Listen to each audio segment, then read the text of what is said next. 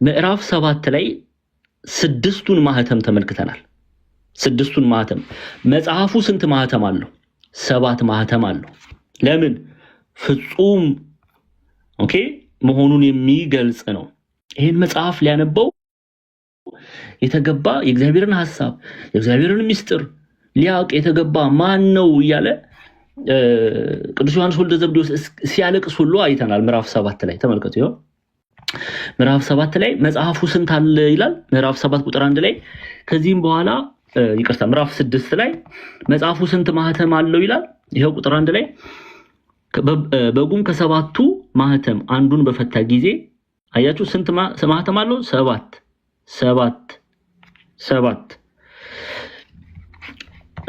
ቁጥር 5 ላይ ምዕራፍ 5 ላይ ማየት እንችላለን። ይሄው ቃል በቃል በዙፋኑ ላይ በተቀመጠው በቀኝ እጁ ላይ በውስጥና በኋላ የተጻፈው በ7 ማህተም የተዘጋ መጽሐፍ አዩ ይላል። በስንት ማህተም? በ7 ማህተም። ከዛስ በኋላ ምዕራፍ 6 ላይ ማህተሞቹ እየተፈቱ አይተናል። አንደኛ፣ ሁለተኛ፣ ሶስተኛ፣ አራቱንም ማህተም ተፈቶ አይተናል። የመጀመሪያው ማህተም ያው ስለተማራችሁ ትርጉሙን ምንም በደንብ ስለተማራችሁ ቶሎ ቶሎ ነው የሚሄደው። እሺ የመጀመሪያው ይሄው በጉም ከሰባቱ ማህተም አንዱን በፈታ ጊዜ ከአራቱ እንስሶች አንዱ ነጎድጓድ በሚመስል ድምጽ መተህ ሲል ሰማው። አየሁም፣ እነሆም አምባ ላይ ፈረስ ወጣ። የመጀመሪያው ማህተም አምባ ላይ ፈረስ። ሁለተኛው ማህተም በፈታ ጊዜ ሁለተኛውን ሰው መተህ ያለኝ ዳማ ፈረስ፣ አምባ ላይ ፈረስ ቀይ ነጭ ፈረስ። አምባ ላይ ሲባል ነጭ ፈረስ፣ ከዛ ዳማ ፈረስ ቀይ ፈረስ። ሶስተኛው ማህተም በፈታ ጊዜ መተኢ ሲል ምን አይነት ፈረስ? ጉራቻ ፈረስ ጥቁር ፈረስ።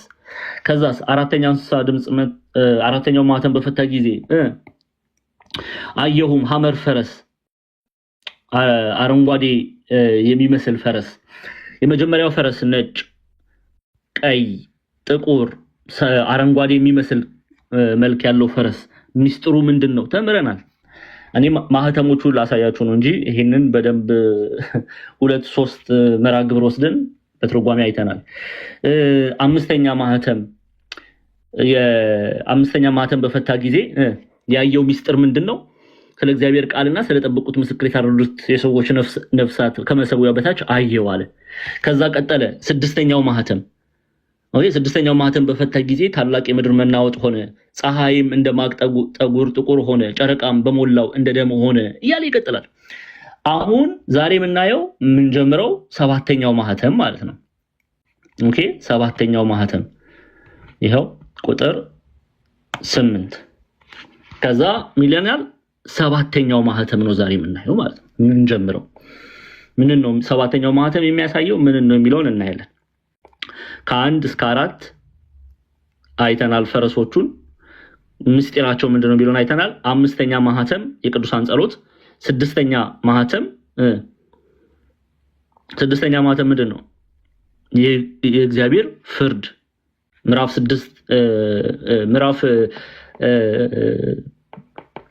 5 ፍጻሜና ምዕራፍ 6 7 ጨምሮ ማለት ነው። ስለ 6ኛው ማህተም ነው። ይሄው 6ኛው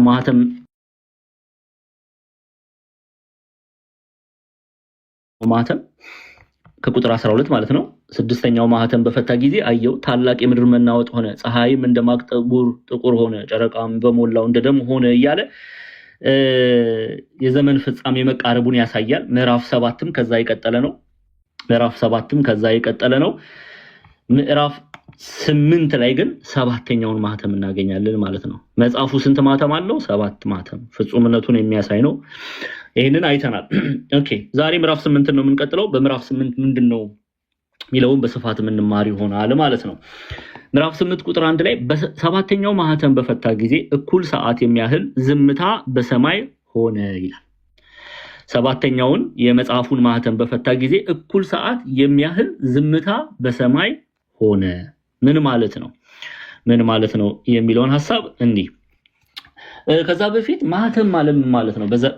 በራእይ መጽሐፍ ላይ ማህተም የሚለውን ሐሳብ እንዴት እንመለከተዋለን? ማህተም ማለት መጽሐፍ ቅዱስ መዝገበ ቃላት ላይ ነው ያለው። ማህተም ሲል የታተመ መጽሐፍ ወይም ራእይ፣ ያልተገለጠ ሚስጥር ማለት ነው። ማህተም ለምሳሌ ሰባተኛው ማህተም ሲል ያልታየ ያልተገለጠ ሚስጥር ተገለጠ፣ ያልታየ ራእይ ታየ ተብሎ ነው የሚተረጎመው። ለምሳሌ ሰባተኛውንም ማህተም በፈታ ጊዜ ሲል ያልታየ ያልታየ ሚስጥር ታየ፣ የተዘጋ ነገር ተከፈተ፣ ያልታየ ራእይ ያልተገለጠ ራእይ ሚስጥር ተገለጠ። አሁን ከዚህ በኋላ ሰባተኛው ማህተም ሲፈታ አዲስ ነገር ልናይ ነው ማለት ነው። አዲስ ሚስጥር ሊገለጥ ነው ማለት ነው። አዲስ ራእይ ልናይ ነው ማለት ነው። ሰባተኛው ማህተም የታተመ የተዘጋ የተሸፈነ ያልተገለጠ የተባለ እንመለከተዋለን፣ እንፈተዋል፣ ይፈታል። በሰባተኛውን ማህተም በፈታ ጊዜ ያልታየ ራእይ በታየ ጊዜ ያልተገለጠ ነገር በተገለጠ ጊዜ ብለን ነው የምንተረጉመው። ሰባተኛውን ማህተም በፈታ ጊዜ እኩል ሰዓት የሚያህል ዝምታ በሰማይ ሆነ ይላል። ሰባተኛው ማህተም በፈታ ጊዜ እኩል ሰዓት የሚያህል ዝምታ በሰማይ ሆነ፣ እኩል ሰዓት ዝምታ ሆነ ይላል። እሺ አንድ ተርጓሚያችንን ሰባተኛውን ስራ በሰራ ጊዜ ሰባተኛውን ስራ በሰራ ጊዜ ይሉታል አባቶቻችን። አዲስ ነገር ሊገለጥ ነው። አሁን አዲስ ነገር ሊታይ ነው። ራእይ ሊገለጥ ነው። ያልተገለጠ ነገር ሊገለጥ ነው። ያላየነውን ነገር ልናይ ነው። በዛ አይነት ሐሳብ ውስጥ እንድታልፉልኝ ስለምፈልግ ነው። እሺ እንመለስ። አሁን ምን አለ? ሰባተኛው ማህተም በፈታ ጊዜ አዲስ ስራ ሊሰራ ነው። ስራ በሰራ ጊዜ፣ ያልተገለጠ በተገለጠ ጊዜ፣ ያልታየ በታየ ጊዜ እያለን ነው። እንቀጥላለን። እኩል ሰዓት የሚያህል ዝምታ በሰማይ ሆነ ይላል። እኩል ሰዓት ነው። እኩል ሰዓት የሚያህል ዝምታ በሰማይ ሆነ። ይሄ ዝምታ ምንን ያሳያል የሚለውን እናያለን። በነገራችን ላይ እኩል ሰዓት ሲል አሁን ብዙ ሰው 30 ደቂቃ አድርጎ ይወስዳል። አይደለም፣ እንደዛ አይተረጎምም። ቤተክርስቲያን እንዲህ አታስተምርም። 30 ደቂቃ ማለት አይደለም። እኩል ሰዓት የተባለ ምንድን ነው እናያለን። እኩል ሰዓት መባሉ ምንድን ነው የሚለውን እናያለን። ግን ይሄ በደቂቃ ምናምን አድርጋችሁ እንድታስቡ አልፈልግም። እኩል ሰዓት የሚያህል ዝምታ በሰማይ ሆነ ይላል። ዝምታው ምንን ያሳያል የሚለውን እናያለን። እሺ አንድ ሁለት የቤተክርስቲያን አባቶች የቤተክርስቲያን አባቶች አንድምታ ትርጓሜያችንንም እናያለን። አንደኛ ቪክቶሪያኒየስ እንመልከት። ምን ብሎ ተረጎሙ እሳቸው? ይሄንን ዝምታ ምን ብሎ ተረጎሙ? ቢሾፕ ቪክቶሪያኒየስ Bishop Victorianus think that this period of silence indicate the beginning of the eternal rest. But he broke the silence because he did not care about the temporal order of events. Okay, ምን እያሉን ነው? ቢሾፕ ቪክቶሪያኒየስ ምንድነው ይሄንን ዝምታ ይሄንን ጸጥታ ምን ብለው ነው የተረጎሙት? በነገራችን ላይ እሳቸውም ሆነ ኢትዮጵያ ሊቃውንት አንድ አይነት ሐሳብ ነው በዚህ ሐሳብ ላይ የሚሰጡት ማለት ነው። እናያለን። ይህ የዘላለም እረፍት ማሳያ ነው ይላሉ። የዘላለም እረፍት ማሳያ ነው። ከኔ ጋር ናችሁ? የዘላለም እረፍት ማሳያ እንትን ነገር መደጋግም ያው የሚጽፉ ልጆች ስላሉ ነው። እሺ ትምህርት ስለሆነ አዲስ የሆናችሁ እዚህ ቤት አንድ ነገር ደጋግሜ የምናገረው በጽሁፍ እየጻፉ የሚያስቀምጡ ልጆች አሉ። በመጽሐፍ የበረቱ አሉና ለነሱ ነው። ከዛ አኳያ እንድታዩት መደጋግምላቸው ድንገት እነሱ እየጻፉ ስለሆነ እነሱን እንትን ለማለት ነው። በዛ ታዘቡት። እሺ ይህ የዘላለም እረፍት ማሳያ ነው ይላል። ጸጥ ማለቱ የዘላለም እረፍት ማሳያ ነው። እሺ Bishop Victorianus thinks that this period of silence indicated the beginning of eternal rest. የዚህ ዘላለም እረፍት ማሳያ ጅማሬ ነው። ኦኬ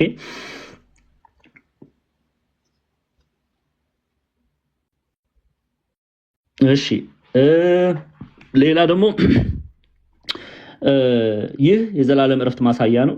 ነገር ግን ዮሐንስ ሌላም ነገር ይነግረናልና ዝምታው ተቋረጠ። ሌላ የሚነግረን ነገር ስላለ ዝምታው ተቋረጠ። ዝምታው ቢቀጥል ኖሮ ራዩ ያበቃ ነበር። ራዩ ስለሚያበቃ ግን ዝምታው ተቋርጧል። ግን ምንን ያሳያል? ምንን ኢንዲኬት ያደርጋል? የዘላለም ዕረፍት ማሳያ መጀመሪያ ኦኬ ዕረፍት ያሳያል። እንድሪያስ ዘቂሳሪያ የሚባሉ አባት ይሄንን በተለይ ሰባተኛውን ማህተም በፈታ ጊዜ እኩል ሰዓት የሚያህል ዝምታ በሰማይ ሆነ የሚለውን ምን ብለው ነው የሚተረጉሙት? ሰባተኛው ማህተም የሰንበት ምሳሌ ነው። ከማህተሙ መፈታት በኋላ ያለው ጸጥታም በሰንበት የሚገኘው ዕረፍት ምሳሌ ነው። ይህም ቅዱሳን በመጨረሻው የሚያገኙትን ዕረፍት ያመለክታል ይላል። ቅዱሳን በመጨረሻ የሚያገኙትን ምን ያመለክታል? ዕረፍት ያመለክታል። ኢትዮጵያ ሊቃውንት በትርጓሜ ላይ አንድምታ ትርጓሜያችን ላይ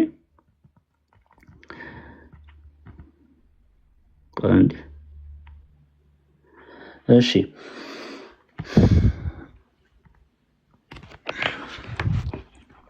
ሰባተኛው ስራ በሰራ ጊዜ በሰማይ በምድር ያለው ሁሉ የሰዓት እኩሌታ ያህል ጸጥ አለ።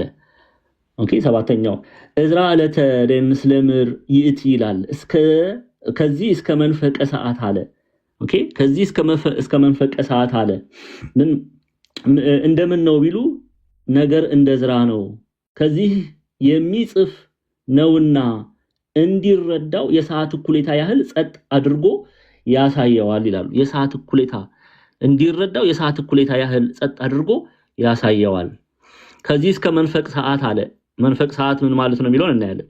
እንደምን ነው ቢሉ ነገር እንደ እዝራ ነው። ከዚህ የሚጽፍ ነውና እንዲረዳው የሰዓት እኩሌታ ያህል ጸጥ አድርጎ አሳየው። ከዚህ በኋላ የሚጽፈው ኦኬ ከዚህ በኋላ የሚጽፈውን ይረዳው ዘንድ ጸጥ አድርጎ አሳየው። እቺ ጸጥታ ግን እቺ ዝም መባሏ እቺ ጸጥታ ምንን ኢንዲኬት ታደርጋለች?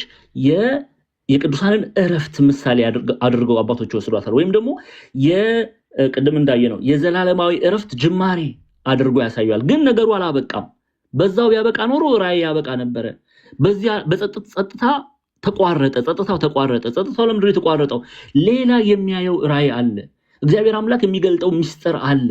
ያሳየው ዘንድ የወደደው ሌላ ነገር አለ። ስለዚህ ለእኩሌታ ያህል ጸጥ አድርጎ ያሳየዋል። እኩል የሚለው ሐሳብ ምንን ያሳያል? 30 ቅድም እንብያቸው 30 ደቂቃ አይደለም። እኩል ሰዓት የሚያህል ዝምታ በሰማይ ሆነ ምን ማለት ነው? እኩል ሰዓት የተባለ የመከራው ጊዜ ማጠርን ነው የሚያሳየው።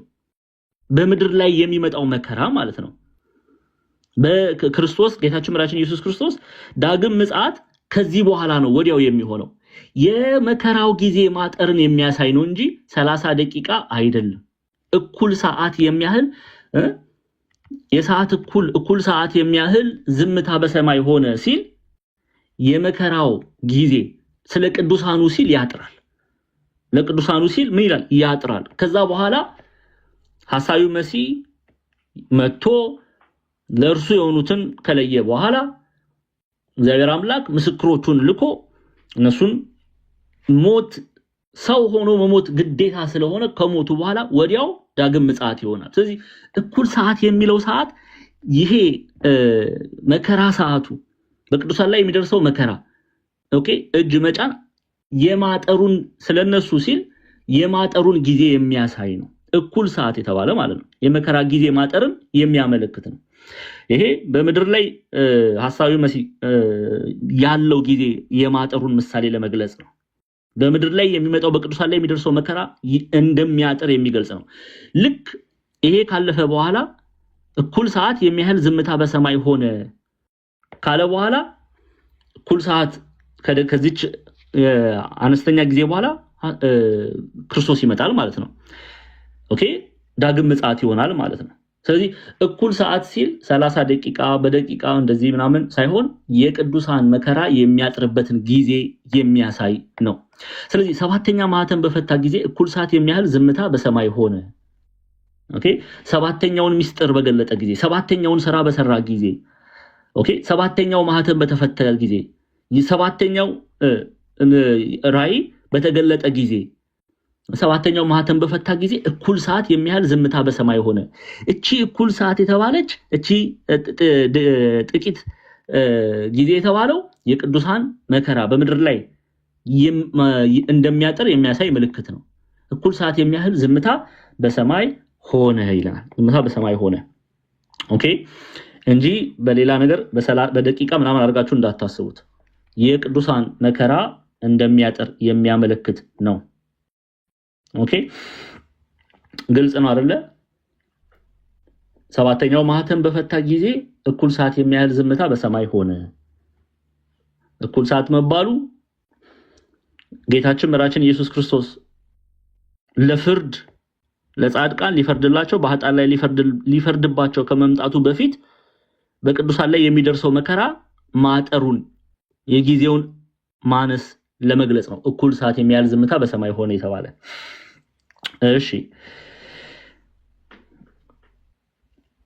ለዚህ ነው የዘላለማዊ ዕረፍት ማሳያ ምልክት ብለው የሚተረጉሙት እቺ ጸጥ ያለችዋ ጊዜ እጥረቱን የሚያሳይ ነው። ጊዜው ማጠሩን የሚያሳይ ነው።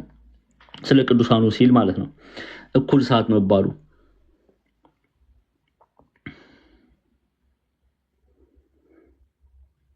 ኦኬ ልቀጥል። ግልጽ በደንብ ሐሳቡን እንድትረዱት ነው እየጠበቅኩ ያለሁት። እንቀጥላለን ማለት ነው። ከዛ በፊት አንድ ሁለት ነገር ላሳያችሁ።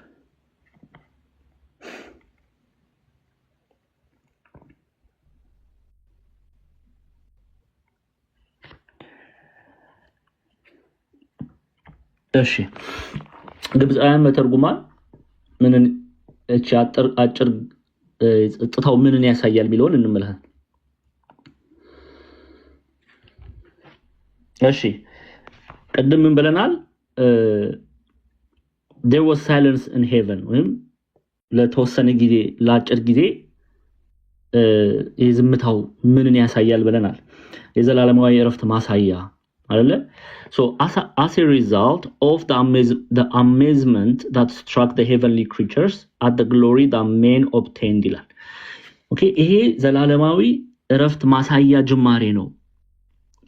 ይሄ እግዚአብሔር አምላክ ለሰው ልጅ ያዘጋጀውን ክብር እግዚአብሔር አምላክ ያዘጋጀውን ዕረፍት ኦኬ ማሳያ ምልክት ነው ይላሉ ግብፃውያን መተርጉማን። ኦኬ እንድሪያስ ዘቂሳሪያም ሰባተኛው ማህተም የሰንበት ምሳሌ ነው። ከማህተሙ መፈታት በኋላ ያለው ጸጥታ በሰንበት የሚገኝ ዕረፍት ምሳሌ ነው። የዕረፍት ምሳሌ አድርገው ያዩታል። ያቺ ጸጥታዋን ማለት ነው። ኢትዮጵያውያን ሊቃውንትም ይሄ በመጨረሻ ዘመን የቅዱሳን የሚያገኙት ዕረፍትን የሚያመለክት ነው ይላሉ። እኩል ሰዓት ግን መባሏ ጌታችን መራችን ኢየሱስ ክርስቶስ ከመምጣቱ በፊት በቅዱሳን ላይ የሚደርሰው ፈተና ማጠሩን የሚያሳይ ነው። ኦኬ ሰባተኛ ማህተም በፈታ ጊዜ እኩል ሰዓት የሚያህል ዝምታ በሰማይ ሆነ ይላል። ዝምታ በሰማይ ሆነ ደግሞ መባሉ እግዚአብሔር አምላክ ለሰው ልጅ ያዘጋጀውን ዕረፍት፣ ክብር፣ ሰላም የሚያሳይ ነው። ዘላለማዊ ዕረፍት ማሳያ ነው። አይ ቲንክ ግልጽ ነው። በደንብ ግልጽ ነው። ተረድታችኋል አይደል ክርስቲያኖች? ግልጽ ነው። እንቀጥል። ግልጽ ነው አይደለ? በደንብ ማንም ሰው እኩል ሰዓት መባሉ የቅዱሳን ላይ የሚደርሰው መከራ ማጠርን ያሳያል። ዝምታ በሰማይ ሆነ መባሉ እግዚአብሔር አምላክ ለሰው ልጅ ያዘጋጀውን ዕረፍት የሚገልጽ ነው። ዘላለማዊ ዕረፍት ማሳያ ነው። ኦኬ ኢትዮጵያውያን ሊቃውንት ደግሞ ከዚህ የሚጽፍ ነውና እንዲረዳው የሰዓት እኩሌታ ያህል ጸጥ አድርጎ ያሳየዋል።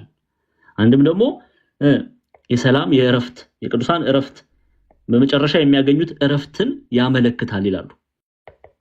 እሺ ቁጥር 2 አሁን ቁጥር 2 ላይ ነው የሚሄደው። በደንብ አድርጋችሁ እየሰማችሁ እሺ ቁጥር 2 እሺ ይሄው ምዕራፍ 8 ቁጥር 2 በእግዚአብሔርም ፊት የሚቆሙትን ሰባቱን መላእክት አየሁ አለ። በእግዚአብሔርም ፊት የሚቆሙትን ሰባቱን መላእክት አየሁ፣ ሰባትም መለከት ተሰጣቸው ይላል። አሁን ምን ማለት ነው? በእግዚአብሔር ፊት የሚቆሙትን ሰባቱን መላእክት አየሁ። ኦኬ፣ እነዚህ ሰባቱ መላእክት የተባሉ ሰባቱ ሊቃነ መላእክት ናቸው። ሰባቱ ሊቃነ መላእክት ናቸው። ኦኬ፣ አንድምታ ትርጓሜያችን የቤተክርስቲያናችን አንድምታ ትርጓሜ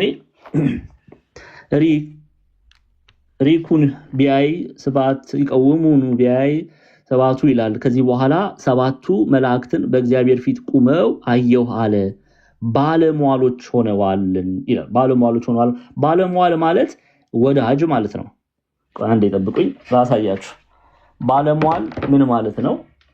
ባለሟሎችን አየሁ ሲል የእግዚአብሔር ወዳጆች የሆኑ ቅዱሳን መላእክትን አየሁ እያለ ነው።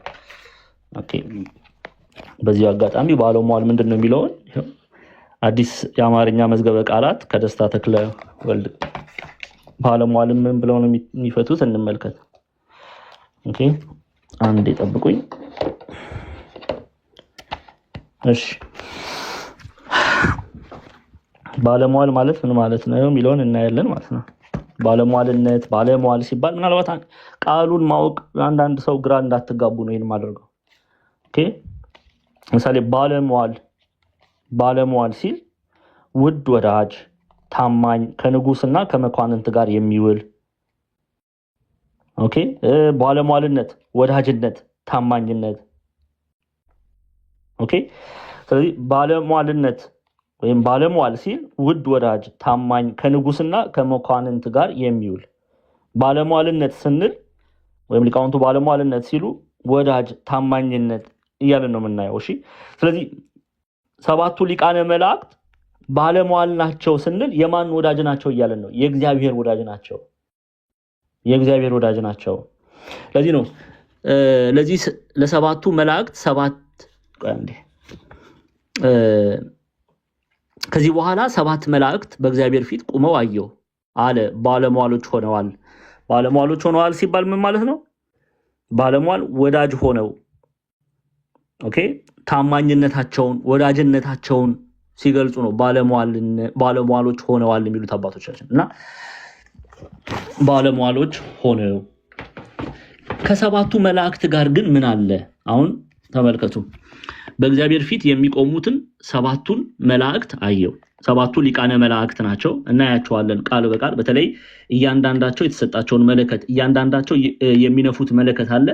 ያንን የምናየው ይሆናል በተለይ ምዕራፍ 6 7 8 ስንደርስ ማለት ነው። ስለዚህ በእግዚአብሔር ፊት የሚቆሙት ሰባቱን መላእክት አየሁ። ሰባቱ ሊቃነ መላእክት ሰባቱን የጌታ ባለሟል ወይም ወዳጆች አየሁ። ሰባትም መለከት ተሰጣቸው ይላል። ምን ተሰጣቸው? ሰባት መለከት ተሰጣቸው። ሰባት መለከት ተሰጣቸው። መለከት ምንድነው? አይ ቲንክ ራዕየ ዮሐንስ ምዕራፍ 4 ላይም ይሄንን ሐሳብ አይተናል። መለከት ትእዛዝ፣ አዋጅ የሚነገርበት ኦኬ፣ ትእዛዝ አዋጅ እንደተሰጣቸው ለመግለጽ ነው ሰባት መለከት ተሰጣቸው የሚባለው። ሰባት መለከት ተሰጣቸው ሲል ሰባት ትእዛዝ ተሰጣቸው። ኦኬ፣ ሰባት ትእዛዝ ተሰጣቸው ወይም ደግሞ ሰባት አዋጅ ተላበሱ ተብሎ ነው የሚተረጎመው። ይሄው መለከት ለሰባቱ መላእክት ሰባት ገንታ፣ ሰባት ነጋሪት፣ ሰባት መለከት ሰጠዋቸው አለ፣ ሰባት ስራ አዘዟቸው። አሁን እነዚህ ሰባቱ መላእክት ሰባት መለከት መያዛቸው ምንን ያሳያል? ሰባት ስራ ሊሰሩ ነው ማለት ነው። ስራ ሊሰሩ መሆኑን የሚያሳይ ነው። ኦኬ፣ መለከት ራዕየ ዮሐንስ ምዕራፍ 4 ላይም አይተነዋል። አንዴ ራዕየ ዮሐንስ ምዕራፍ 4 ላይም ስትመጡ ከዚያ በኋላ አየሁ፣ እነሆም በሰማይ የተከፈተ ደጅ እንደ መለከትም ሆኖ ሲናገረኝ የሰማሁት ፊተኛ ድምጽ ይላል። መለከት መባሉ ምንን ያሳያል? መጀመሪያ ይሄንን ሐሳብ ከመረዳት በፊት መለከት በመጽሐፍ ቅዱስ ላይ ብዙ አይነት ስራ አለው። ለምሳሌ እግዚአብሔር ለእስራኤል ሕግን ሲሰጣቸው የመለከት ድምጽ ይሰማ ነበር። ህዝብ ለጦርነት ሲጠሩ ቀንደ መለከት ይነፋል። በዓላት ላይ መለከት ይነፋል። ይሄ ምንን ነው የሚያሳየው? አንድ ነገር ሊመጣ ነው፣ ተዘጋጁ። ያልተገለጠ አንድ ነገር ሊገለጥ ነው። ያልታየ አንድ ነገር ሊታይ ነው። አንድ ነገር እየመጣ ነው። ስለዚህ ተዘጋጁ ሲል መለከት ይላል። ሰባቱ ሊቃነ መላእክት ምን ይዘዋል? መለከት ይዘዋል። እያንዳንዱ ስራ ተሰጥቷቸዋል። አንዱ መለከት እንመለስ። ራዕይ ምዕራፍ 8 ላይ ተመልከቱ። ምሳሌ ቁጥር 6 ላይ ስትመጡ ይሄንን የምናየው ያው ስንገባ በትርጓሜ እየፈተን እናየዋለን። ሰባቱ መለከት የያዙ ሰባት መላእክት ሊነፉ ተዘጋጁ ይላል። ኦኬ፣ ልክ ፊተኛው መልአክ ነፋ ሲል መለከት ነፋ ሲል ስራ ሰራ። ስለዚህ የሆነ ነገር ሊመጣ ነው ማለት ነው። ከዚህ መለከት በኋላ ከዚህ ስራ በኋላ የሚመጣ አንድ ነገር አለ። ቁጥር 2 ላይ እንመለስ። በእግዚአብሔር ፊት የሚቆሙት ሰባቱ መላእክት አየው። ሰባቱ ሊቃነ መላእክትን አየው። ሰባትም መለከት ተሰጣቸው። ስራ ሊሰሩ ነው እያንዳንዳቸው። ኦኬ፣ ስለዚህ መለከት አንድ ነገር ሊመጣ እንደሆነ የሚያሳይ ነው። ሰው ነቅቶ እንዲጠብቅ የሚያደርግ ነው። በመጽሐፍ ቅዱስ ላይ አንድ ሁለት መጽሐፍ ቅዱስ አስረጅ ሰጣቸዋለሁ። መለከት ሲነፋ የሆነ ነገር እየመጣ እንደሆነ ማሳወቂያ ነው። መለከቱ ምን አይነት ድምጽ አለው የሚለውን ሐሳብ በኋላ አሰማቸዋለሁ። ከዛ በፊት ግን አንድ ሁለት መጽሐፍ ቅዱስ አስረጅ ልስጣችሁ። ለምሳሌ መጽሐፈ መሳፍንት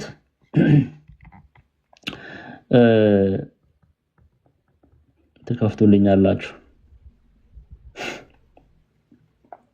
ከቁጥር ጠብቁኝ አንዴ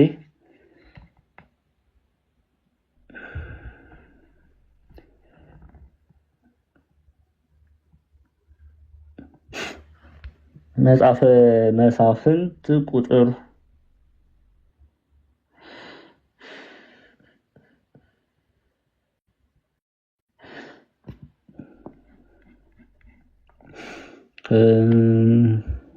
ከዛ በፊት ቆይ አንዴ መጽሐፈ መሳፍንትን ሳይሆን እንመለሳለን። ዘጸአት 19 ክፈቱልኝ። ዘጸአት 19 አዎ፣ እሺ ዘጸአት 19 ከቁጥር 16 ያው ዘጸአት 19:16 እሺ እንዲህም ሆነ በሶስተኛው ቀን በማለዳ ጊዜ ነጎድጓድ፣ መብረቅ፣ ከባድም ደመና እጅግም የበረታ የቀንደ መለከት ድምጽ በተራራ ላይ ሆነ። በሰፈሩም የነበሩ ሕዝቦች ሁሉ ተንቀጠቀጡ ይላል። የምን የቀንደ መለከት ድምጽ በተራራው ላይ ሆነ። በሰፈሩም የነበሩት ሕዝብ ሁሉ ተንቀጠቀጡ። ሙሴም ሕዝቡን ከእግዚአብሔር ጋር ለማገናኘት ከሰፈር አወጣቸው፣ ከተራራም ግርጌ ቆሙ። ኦኬ፣ እግዚአብሔርም በእሳት ስለወረደበት የሲና ተራራ ሁሉ የጢስ ነበረ። ከእርሱም እንደ እቶን ጢስ ያለ ጢስ ይወጣ ነበር። ተራራውም ሁሉ እጅግ ይናወጥ ነበረ። እንደ የቀንደ መለከቱም ድምጽ እጅግ በበረታና በጸና ጊዜ ሙሴ ተናገረ፣ እግዚአብሔርም በድምጽ መለሰለት። ስለዚህ ይሄ ድምጽ መሰማቱ አንድ ነገር ሊሆን ነው ማለት ነው።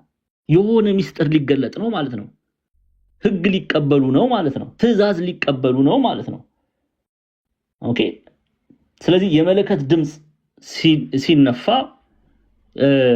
የሆነ ስራ የሆነ ነገር ያልተገለጠ ሊገለጥ መሆኑን እንድታውቁ ፈልጋለሁ። ከራእይ ጋር ተያያዥነት ስላለው ነው። ሌላ አንድ የመጽሐፍ ቅዱስ እናያለን። አንዴ ኦሪት ዘሌዋውያን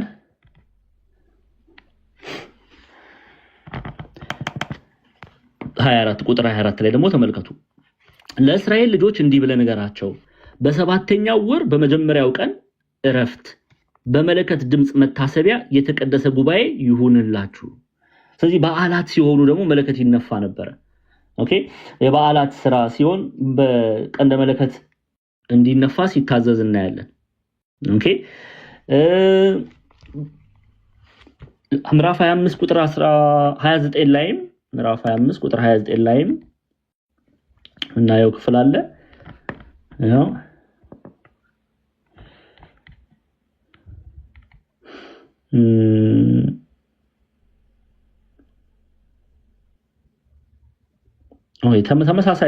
ተመሳሳይ ያለ ሐሳብ ነው።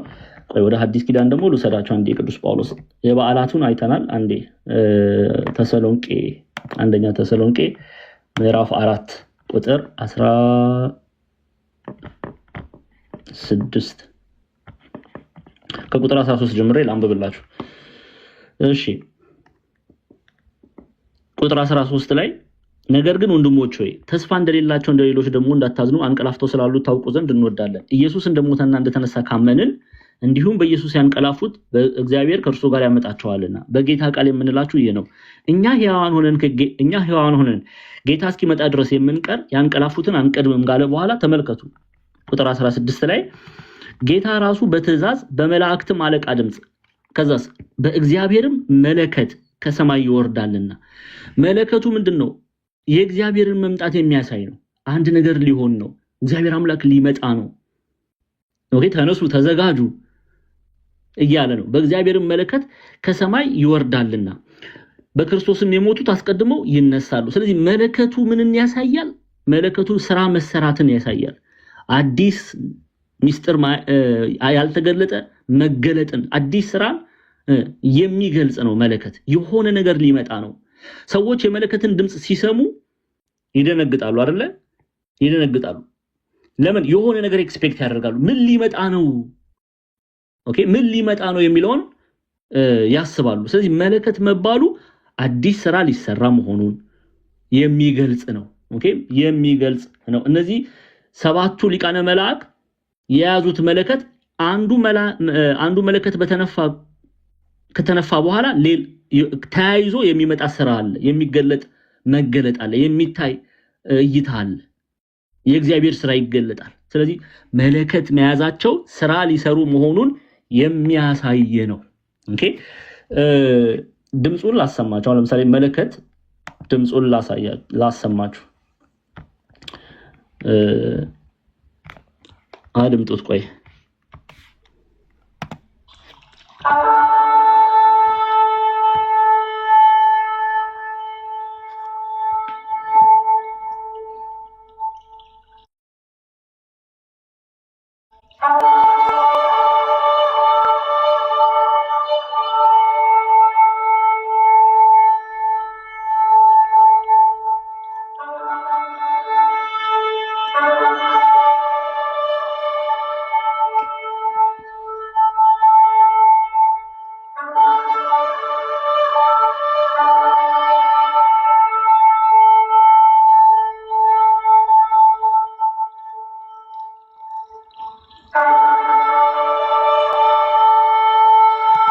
እሺ ስለዚህ ይሄ መለከት ምን ነው የሚያሳየው?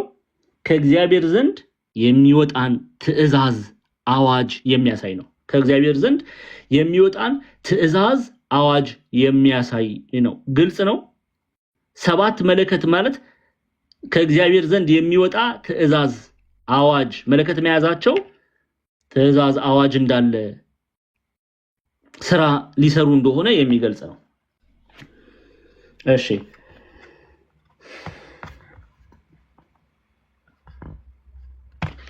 ለዛ ነው አባቶቻችን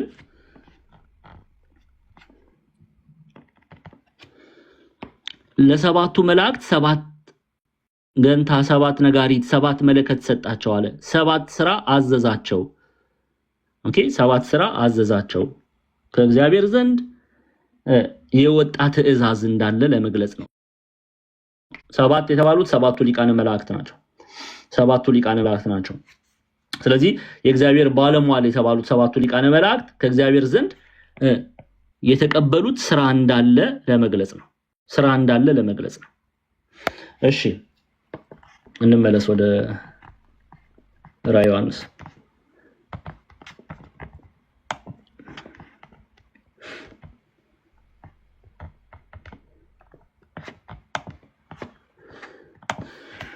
እሺ ቁጥር 3 ላይ ነው ያሉት። ሌላም መልአክ መጣና የወርቅ ጥና ይዞ በመሰዊያው አጠገብ ቆመ። ሌላም መልአክ መጣና የወርቅ ጥና ይዞ በመሰዊያው አጠገብ ቆመ። በዙፋኑን ፊት ባለው በወርቅ መሰዊያ ላይ ለቅዱሳኑ ሁሉ ጸሎት እንዲጨምረው ብዙ ዕጣን ተሰጠው ይላል። እሺ አሁን ሌላ መልአክ መጣና የወርቅ ጥና ይዞ በመሰዊያው አጠገብ ቆመ ይላል። ኦኬ ቤተክርስቲያን መሰዊያ የሚለውን ታቦት በቤተክርስቲያን ስርዓት ላይ የጌታችን ስጋና ደም የሚፈተተው በምኑ ላይ ነው? በታቦቱ ላይ ነው። ካህናት በታቦቱ ላይ ነው።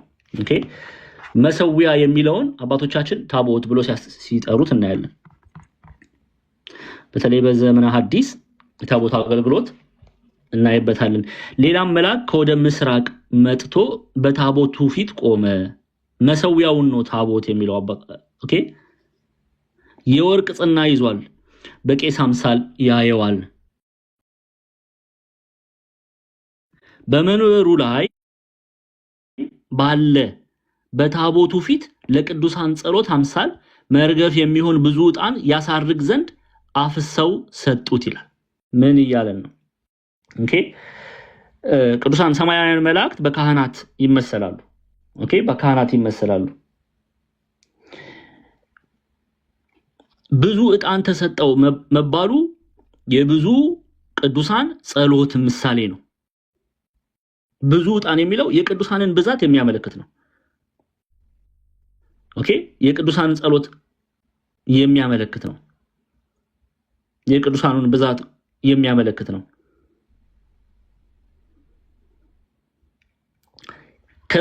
ከወደ ምስራቅ የመጣው መልአክም ይሄንን ጸሎቱን ነው የምላችሁ ጸሎቱን ከእግዚአብሔር ፊት አሳረገው። በእግዚአብሔር ፊት አሳረገው። ምንን ያሳያል? ቅዱሳን መላእክት ጸሎትን እንደሚያሳርጉ። ለዚህ ነው ቤተክርስቲያናችን ተወከፍ ጸሎተነ ውስተ ነዋ ሰማይ ምንለው። ቅዱሳን ጸሎታችንን ያሳርጉልን ዘንድ እንጠይቃለን። የቤተክርስቲያን ስርዓት ነው። አሁን ይሄ ሌላ መልአክ ቀደም ካየናቸው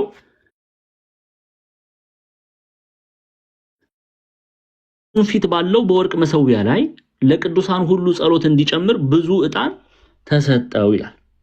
ብዙ ዕጣን ተሰጠው። ብዙ ዕጣን መባለን የተባለው ምንድነው? ብዙ መባሉ የቅዱሳኑን ብዛት ነው የምናሳየው። ብዙ ቅዱሳን የሚጸልዩት ጸሎት ማለት ነው። እሱን ጨመረበት። የዕጣኑም ጢስ ከቅዱሳኑ ጸሎት ጋር ከመልአኩ እጅ በእግዚአብሔር ፊት ወጣ ይላል። አያችሁ ጸሎቱን የቅዱሳንን ጸሎት ማሳረግን የሚያሳይ ነው። የቅዱሳን ጸሎትን ማሳረግ የሚያሳይ ነው። ይሄን ሐሳብ ከማየታችን በፊት ቅዱሳን የጸለዩትን ጸሎት እንመልከት። በባለፉት ምዕራፍ ላይ አይ ቲንክ አይተናል፣ ግን ደግመን እንይ። ቅዱሳን የምዕራፍ 6 ላይ ማለት ነው የጸለዩት ጸሎት አለ። አምስተኛው ማህተም ትዝ ይላችኋል። አምስተኛው ማህተም በፈታ ጊዜ ስለ እግዚአብሔር ቃልና ስለጠበቁት ምስክር የታረዱት የሰዎች ነፍሳት ከመሰዊያው በታች አየው። በታላቅ ድምጽም እየጮሁ ቅዱስና እውነተኛ ጌታ ሆይ እስከ መቼ ድረስ አትፈርድም? ደማችንስ በምድር በሚኖሩት ላይ እስከ መቼ አትበቀልም አሉ ይላል። ይሄን እንዴት ነው የምናገኘው? ራእይ 6:10 ይቅርታ፣ ራእይ 6:10 ኦኬ። አሁን የነሱ ጸሎት መልስ ሊያገኝ ነው ማለት ነው። መልሳቸው ትንሽ ጊዜ ተጠብቆ አልተባለም። ይሄው ቁጥር 11 ላይ ለእያንዳንዳቸው ነጭ ልብስ ተሰጣቸው፣ እንደነርሱም ደግሞ ይገደሉ ዘንድ ያላቸው የባሪያዎች ባልንጀሮቻቸውና የወንድሞቻቸው ቁጥር እስኪፈጸም ድረስ ገና ጥቂት ዘመን እንዲያርፉ ተባለላቸው። አሁን ጸሎታቸው መልስ ሊያገኝ ነው። ቁጥር 8 ላይ እንመለስ። እሺ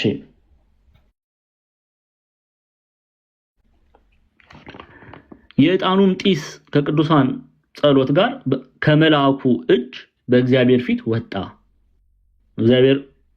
በእግዚአብሔር ፊት የቅዱሳኑ ጸሎት በብዙ ዕጣን የተመሰለው ብዙ የቅዱሳን ጸሎት ከመልአኩ እጅ ወደ እግዚአብሔር ወጣ። መልአኩም ጥናውን ይዞ ከመሰዊያው እሳት ሞላበት፣ ወደ ምድርም ጣለው። ነጎድጓድም ድምጽም መብረቅም መናወጥም ሆነ። አሁን ይሄንን መለስ ብለን አሁን ራዕይ ምዕራፍ 6 ቁጥር 10 ላይ ቅዱሳኑ የጸለዩት ጸሎት አለ።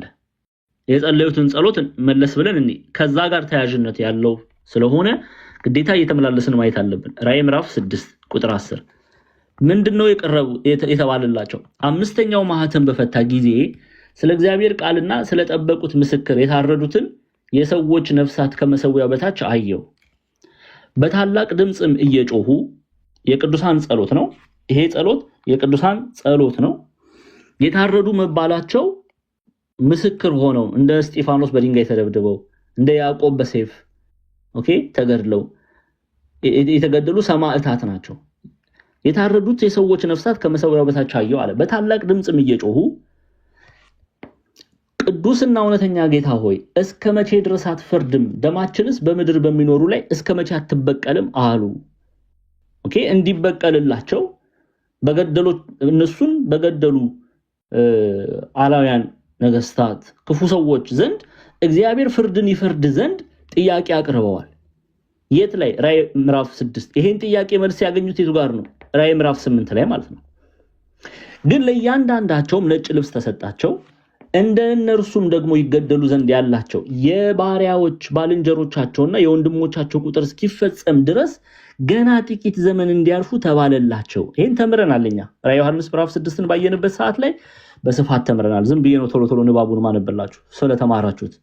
ግን ምን ተብሏል? ጥቂት ዘመን እንዲያርፉ ተባለላቸው ተብሏል። አሁን ጸሎታቸው መልስ አገኘ። ራዕይ ምዕራፍ 8 ላይ ተመልከቱ። ራዕይ ምዕራፍ 8 ላይ የዕጣኑም ጢስ ከቅዱሳኑ ጸሎት ጋር ከመልአኩ እጅ በእግዚአብሔር ፊት ወጣ።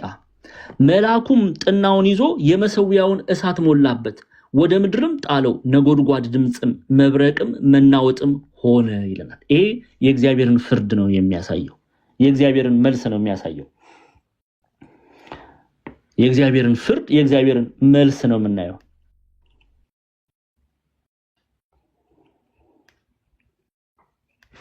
መልአኩም ጥናውን ይዞ ከመሰዊያው እሳት ሞላበት፣ ወደ ምድርም ጣለው። ነጎድጓድ ድምጽም መብረቅም መናወጥ ሆነ። ነጎድጓድ ድምጽ መብረቅ መናወጥ ሆነ። ይሄ ምንን ያሳያል የሚለውን በራዕይ ዮሐንስ ምዕራፍ 4 ላይም አይተናል። መለስ ብለን እናየዋለን። ራዕይ ዮሐንስ ምዕራፍ 4 ላይ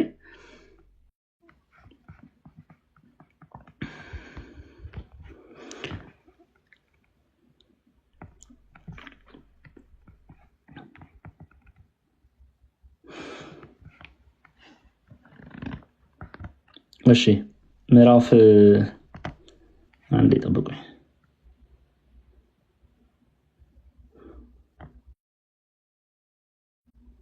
የምድር መናወጥ ሆነ የሚለውን ሐሳብ አንዴ ደግመን እናያለን።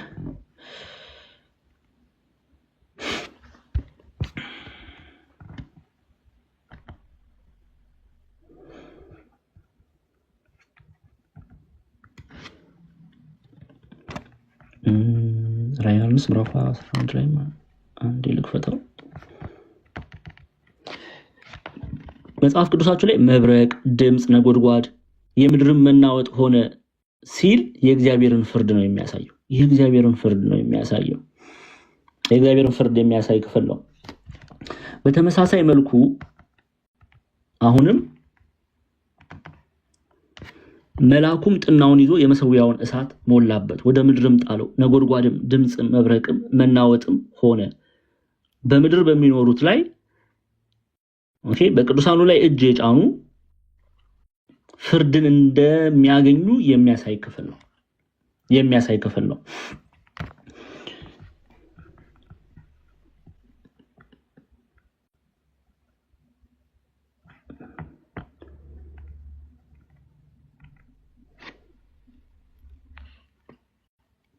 ይኸው አንዴ ማዕጠንተ ወርቁን አንስቶ የኃጥአን ጸሎት አምሳል መርገፍ የሚሆን አራር ዕጣኑን ወደ ምድር ደፋው። ወደ ምድርም በደፋው ጊዜ ነጎድጓድ፣ ጻድ፣ መብረቅ፣ ድልቅልቅ ሆነ አለ። መቅሰፍት ኃጥአን ታዘዘ። በኃጥአን ላይ የሚወርደውን መቅሰፍት የሚያሳይ ነው። በኃጥአን ላይ የሚደርሰውን መቅሰፍት የሚያሳይ ነው። ወደ ምድር በደፋው ጊዜ ነጎድጓድ፣ መብረቅ፣ ድልቅልቅ ሆነ አለ። መቅሰፍት ኃጥአን ታዘዘ ተብሎ ይተረጎማል።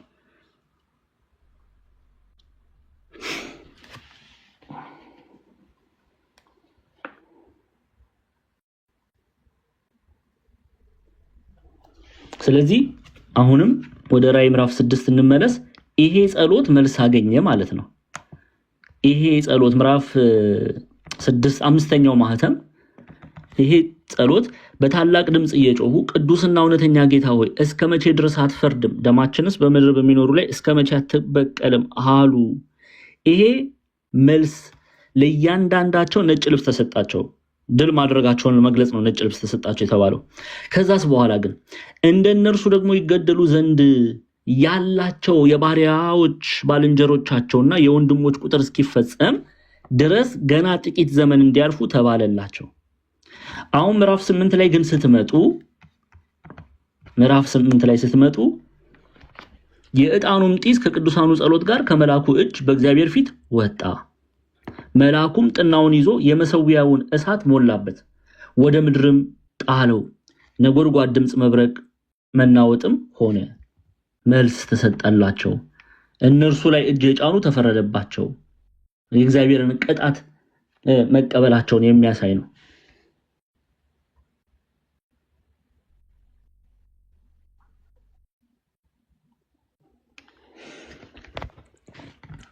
ለዛ ነው ይሄው በትርጓሜ ላይ አባቶቻችን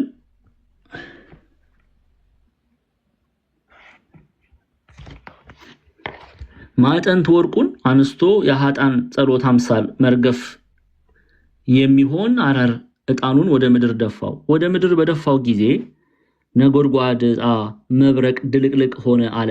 መቅሰፍት ኃጥአን ታዘዘ። በኃጥአን ላይ የእግዚአብሔር ቅጣት ታዘዘ። ስለዚህ ራዕይ ምዕራፍ 6 ላይ በታላቅ ድምጽ የቅዱሳን ጸሎት መልስ አገኘ ማለት ነው። በኃጥአን ላይ ፍርድ ተላለፈ።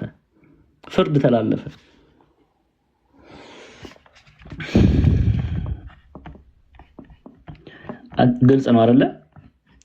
እንመለስና አንዴ የቅዱሳኑን ጸሎት በደንብ እንድትረዱት ስለምፈልግ እናያለን ማለት ነው።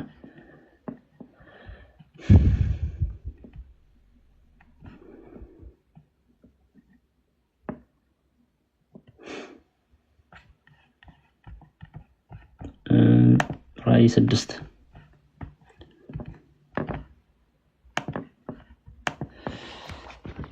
አምስተኛ ማህተም በፈታ ጊዜ ስለ እግዚአብሔር ቃልና ስለጠበቁት ምስክር። ስለ እግዚአብሔር ቃል ማለት ስለ ወንጌል ስለጠበቁት ምስክር፣ ወንጌልን፣ ሃይማኖት፣ እምነትን ስለጠበቁት ነገረ ክርስቶስን እንደነ እስጢፋኖስ ባላውያን ነገስታት ፊት ቆመው ስለመሰከሩ ስለጠበቁት ምስክር የታረዱትን የሰዎች ነፍሳት ከመሰዊያው በታች አየው። በታላቅ ድምጽም እየጮሁ ቅዱስና እውነተኛ ጌታ ሆይ እስከ መቼ ድረስ አትፈርድም? ደማችንንስ በምድር በሚኖሩ ላይ እስከ መቼ አትበቀልም አሉ። ብዙ ናቸው፣ ቁጥራቸው ብዙ ነው። ለዛ ነው ራዕይ ዮሐንስን እና አንድ ላይ አድርጌ ልክፈትላችሁ በደንብ እንድታዩት። የቅዱሳኑ ብዙ ናቸው። ለዛ ነው ብዙ ዕጣን ተሰጠ የተባለ። ይኸው በዙፋኑ ፊት ባለው በወርቅ መሰዊያ ላይ ለቅዱሳን ሁሉ ጸሎት እንዲጨምረው ብዙ ዕጣን ተሰጠው። ብዙ ዕጣን የተባሉት ብዙ ቅዱሳን ጸሎት ነው። ብዙ ዕጣን ተሰጠው ለዚህ መልአኩም የዕጣኑን ጢስ ከቅዱሳኑ ጸሎት ጋር ከመልአኩ እጅ በእግዚአብሔር ፊት ወጣ ይላል። እግዚአብሔር ጸሎታቸውን ተቀበለ። ከዛስ መልአኩም ጥናውን ይዞ የመሰዊያውን እሳት ሞላበት፣ ወደ ምድርም ጣለው። ከእግዚአብሔር መልስን ተቀብሎ ወደ ምድርም ጣለው ሲል ፍርድን አስተላለፈ። ነጎድጓድ ድምጽ መብረቅም መናወጥም ሆነ ይላል። ይሄው ለዛ ነው ነጎድጓድ ጻ መብረቅ ድልቅልቅ ሆነ አለ። መቅሰፍተ ኃጣን ታዘዘ። ኦኬ የቅዱሳኑ ጸሎት መልስ አገኘ። ጸሎታቸው ምንድን ነበረ? በታላቅ ድምጽ እየጮሁ ቅዱስና እውነተኛ ጌታ ሆይ እስከ መቼ ድረስ አትፈርድም? ደማችንስ በምድር በሚኖሩ ላይ እስከ መቼ አትበቀልም አሉ። ለእያንዳንዳቸውም ነጭ ልብስ ተሰጣቸው። እንደነርሱም ደግሞ ይገደሉ ዘንድ ያላቸው የባልንጀሮቻቸው የወንድሞቻቸው ቁጥር እስኪፈጸም ድረስ ገና ጥቂት ዘመን እንዲያርፉ ተባለላቸው። ስድስተኛ ማህተም ተፈጸመ። በሰባተኛው ማህተም የቅዱሳኑ ጸሎት መልስ አገኘ ማለት ነው።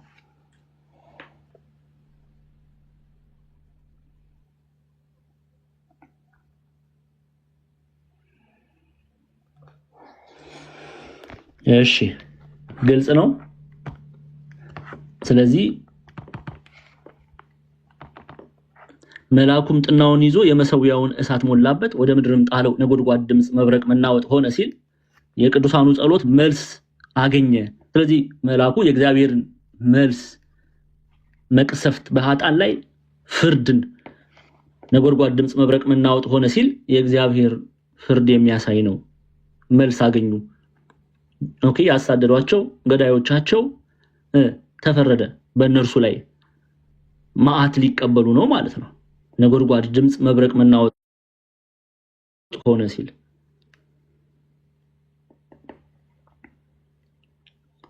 ግልጽ ነው አይደለ?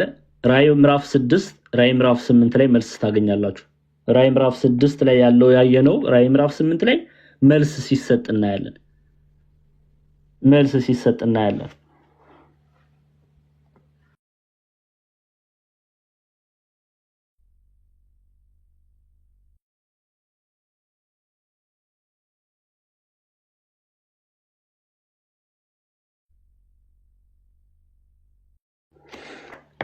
እሺ አንድ የመለስ አድርገን እንየው። አሁን ቁጥር 3 እና 4 ማለት ነው። ሌላ የምናየው ምንድነው? ሰማያውያን መልአክና ምድራውያን መልአክ ህብረት እናያለን። የቤተ ክርስቲያንን መልክ እናያለን። በነገራችን ላይ የቤተ ክርስቲያንን መልክ እናያለን። ኦኬ አንደኛ ቅዱሳን መላእክት ከምድራውያን መልአክ ጋር ቅዱሳን ጋር ህብረት እንዳላቸው ቤተክርስቲያን ህብረት እንዳላቸው እናያለን። ጸሎትን እንደሚያሳርጉ የምናይበት ክፍል ነው። ጸሎትን እንደሚያሳርጉ የምናይበት ክፍል ነው። ስለዚህ መልአኩም ጥናውን ይዞ የመሰዊያውን እሳት ሞላበት፣ ወደ ምድርም ጣለው። ለምንድን ነው ወደ ምድር ጣለው የተባለው? የሚያሳድዷቸው ጠላቶቻቸው በምድር ናቸውና በምድር ላይ ያሉ እነዚህን ቅዱሳን ያረዱ እነዚህን ሰማዕታት የገደሉ የት ነው መኖሪያቸው? ምድር። ስለዚህ ፍርዱ የተላለፈው በምድር ላይ ባሉ ክፉ ሰዎች ላይ ነው። ቅዱሳንን በገደሉ በኃጣን ላይ ነው። ስለዚህ ወደ ምድር ጣለው ተባለ። ነጎድጓድ ድምጽ መብረቅ መናወጥ ለምን ሆነ? ምን ያህል ፍርዱ የእግዚአብሔር ፍርድ ምን ያህል ኃያል እንደሆነ የሚያስፈራ እንደሆነ ቃሉን ባልሰሙት ላይ የእግዚአብሔር ፍርድ በምን ያህል ኃይል እንደሚገለጥ ለመግለጥ ነው ነጎድጓድ ድምጽ መብረቅ መናወጥም ሆነ የተባለው። ፍርዱን ያሳያል። ምዕራፍ 8 በአውዱ ስንፈታው ማለት ነው። በአውድ ስንፈታው ራዕይ ምዕራፍ 8 ላይ ማለት ነው። እሺ ቁጥር 6 ሰባቱንም መለከት የያዙ ሰባቱ መላእክት ሊነፉ ተዘጋጁ ይላል። አሁን ፍርድ ሊተላለፍ ነው። ፍርድ ነው የምናየው ከዚህ በኋላ።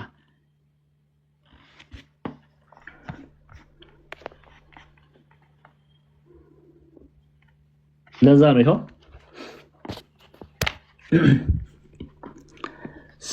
ሰባት ገንታ፣ ሰባት ነጋሪት፣ ሰባት መለከት የያዙ ሰባቱ መላእክት ኦኬ፣ ሰባቱ መላእክት ኪያሆሙ ሲል ነው ማለትም ሰባቱን ገንታ፣ ሰባቱን ነጋሪት፣ ሰባቱን መለከት ይመቱ ዘንድ ተዘጋጁ።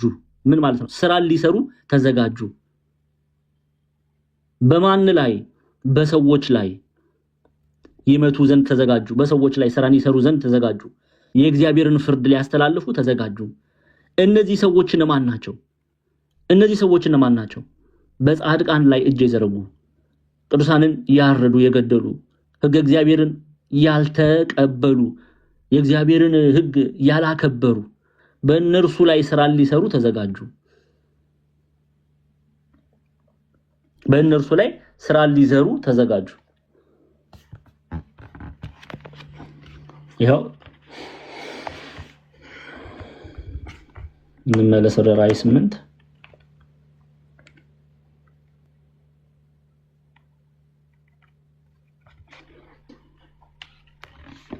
ሰባቱንም መለከት የያዙ ሰባቱ መላእክት ሊነፉ ተዘጋጁ።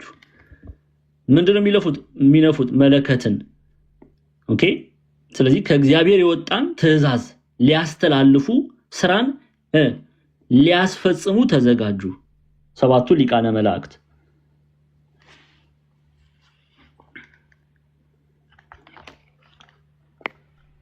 ግልጽ ነው ክርስቲያኖች?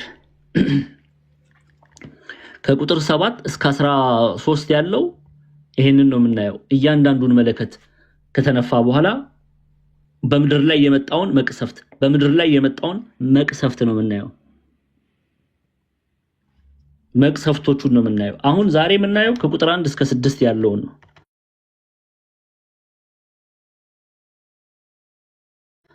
በደንብ እንድትረዱ ፈልጋለሁ። ከቁጥር 1 እስከ 6 ያለው ሐሳብ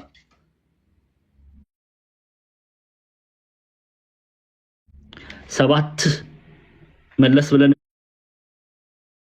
እያንዳንዱን አሁን ዛሬ በተማሩ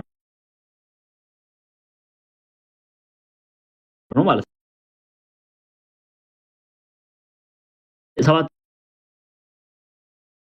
ሰባተኛው ማተም በፈታ ጊዜ እኩል ሰዓት አለ። ጥቂት ጊዜ ኦኬ። እኩል ሰዓት መባሉ በቅዱሳን ላይ የሚደርሰው መከራ የሚያበቃው ጥቂት ጊዜ ብቻ እንደሆነ የሚገልጽ ነው። እኩል ሰዓት መባሉ እኩል ሰዓት። ከዛ ደግሞ ዝምታ በሰማይ ሆነ። ይሄ ምንን ያሳያል? የቅዱሳኑን እረፍት የሚያሳይ ነው። እግዚአብሔር አምላክ ለሰው ልጅ ያዘጋጀውን እረፍት የሚያሳይ ነው።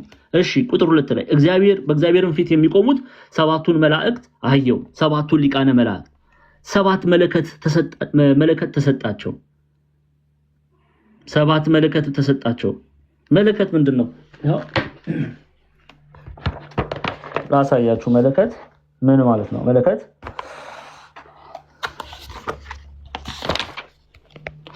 ሊነፉ ነው ማለት ነው። መለከት ሊነፉ ነው። ኦኬ። መለከት ሊነፉ ነው። መለከት ምንድነው የሚለውን እናያለን። ይሄው ከከብት ቀንድ ወይም ከብረትና ከብር ከሌላም የሚሰራ ለመጥሪያና ለመዘመሪያ ለአዋጅ መንገሪያም የሚያገለግል ዕቃ ነው። እነዚህ የመጽሐፍ ቅዱስ ክፍሎችን ማየት ይቻላል። ኦኬ። ለምን ከከብት ቀንድ ወይም ከብረትና ከብር ከሌላም የሚሰራ ለመጥሪያና ለመዘመሪያ ወይም ደግሞ ለአዋጅ መንገሪያም የሚያገለግል ነው። ኦኬ። መለከት እየነፉ ነው። እዚህ ክፍል ቁጥር 2 ላይ በእግዚአብሔርን ፊት የሚቆሙት ሰባቱን መላእክት አየው ካለ በኋላ ሰባትም መለከት ተሰጣቸው። ምን ማለት ነው? ከእግዚአብሔር ዘንድ ትእዛዝ ሊያስተላልፉ ነው። የተቀበሉትን ትእዛዝ አዋጅ ሊያውጁ ወይም ደግሞ አንድም ተርጓሚው እንዳሳየን ስራ ሊሰሩ መዘጋጀታቸውን ነው የሚገልጸው። እሺ ከዛ ቁጥር 3 4 5 ላይ ሌላም መልአክ መጣና የወርቅ ጥና ይዞ በመሰዊያው አጠገብ ቆመ። እንደ ካህናት እንደ ቤተክርስቲያናችን እንደ ካህናት የጌታችን መድኃኒታችን ኢየሱስ ክርስቶስ ስጋና ደም የሚፈተተው በታቦቱ ላይ ነው። መሰዊያውን ታቦት ብለው የሚጠሩት ለዛ ነው። በዙፋኑን ፊት ባለው በወርቅ መሰዊያ ታቦት ላይ ለቅዱሳን ሁሉ ጸሎት እንዲጨምረው ብዙ ዕጣን ተሰጠው። ብዙ ዕጣን የተባለው ምንድነው? የብዙ የቅዱሳን ጸሎት ካህኑ እንደሚያደርገው ማለት ነው። በቤተክርስቲያን ስርዓት እንደምታዩት ሰማያዊ ስርዓቱን አንድ አይነት እንደሆነ ትመለከታላችሁ። በዚህ ጊዜ ብዙ ዕጣን ተሰጠው ሲል የቅዱሳን ጸሎት ሊያሳርግ ኦኬ። ስለዚህ ብዙ ዕጣን ተሰጠው፣ ብዙ ጸሎት ተሰጠው። ከዛስ ቁጥር 4 ላይ የዕጣኑን ጢስ ከቅዱሳኑ ጸሎት ጋር አያችሁ አይደለ? የቅዱሳኑ ጸሎት ነው። ከቅዱሳኑ ጸሎት ጋር ከመላኩ እጅ በእግዚአብሔር ፊት ወጣ። ምን ማለት ነው? ጸሎታቸው አረገ፣ ተቀባይነት አገኘ። እግዚአብሔር አምላክ ተቀበላቸው፣ መልስ ደግሞ ሊሰጣቸው ነው ማለት ነው። ይሄው መላኩም ጥናውን ይዞ የመሰዊያውን እሳት ሞላበት፣ ፍርድን ያሳያል። ወደ ምድርም ጣለው። ለምን ወደ ምድር ጣለው የተባለው? የቅዱሳኑ ጸሎት እንዴ ፍረድ፣ በምድር ላይ አንተን በሚሳደቡ ቅዱሳንን በሚያሳድዱ ላይ ፍርድህን ግለጥ አይደለ? ወደ ምድር ጣለው ተባለ። ምክንያቱም በምድር ናቸውና ያንን ግብር የሚፈጽሙ። ነጎድጓድ ድምጽ፣ መብረቅም መናወጥም ሆነ ታላቅ ፍርድ መሰጠቱን የሚያሳይ ነው። የእግዚአብሔርን ፍርድ የሚገልጽ ነው። ከዛ ቁጥር 6 ላይ ሲመጡ ሰባቱንም መለከት የያዙ ሰባቱ መላእክት ሊነፉ ተዘጋጁ። ስራ ሊሰሩ ተዘጋጁ። የእግዚአብሔርን ትእዛዝ ሊያስተላልፉ ተዘጋጁ። መለኮትን ሊነፉ ተዘጋጁ። አሁን ከቁጥር 1 እስከ 6 ያለውን በዚህ መልኩ እንድትረዱልኝ እፈልጋለሁ። ኦኬ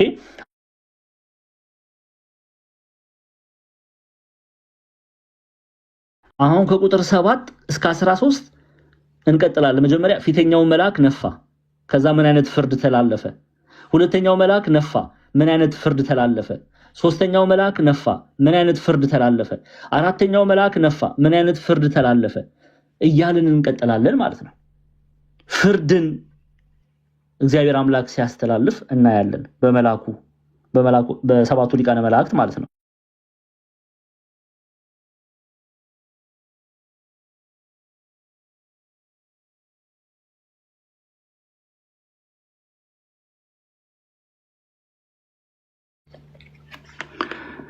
ሰባት ገንታ፣ ሰባት ነጋሪት፣ ሰባት መለከት የያዙ ሰባቱ መላእክት ኪያሆሙ ሲል ነው። ሰባቱ ገንታ፣ ሰባቱ ነጋሪት፣ ሰባቱ መለኮት ይመቱ ዘንድ ተዘጋጁ። ቦሙ ይላል በሰዎች ላይ ይመቱ ዘንድ ተዘጋጁ። ማለትም በሰዎች ላይ የእግዚአብሔርን ፍርድ የእግዚአብሔርን ትእዛዝ ለማስተላለፍ ተዘጋጁ።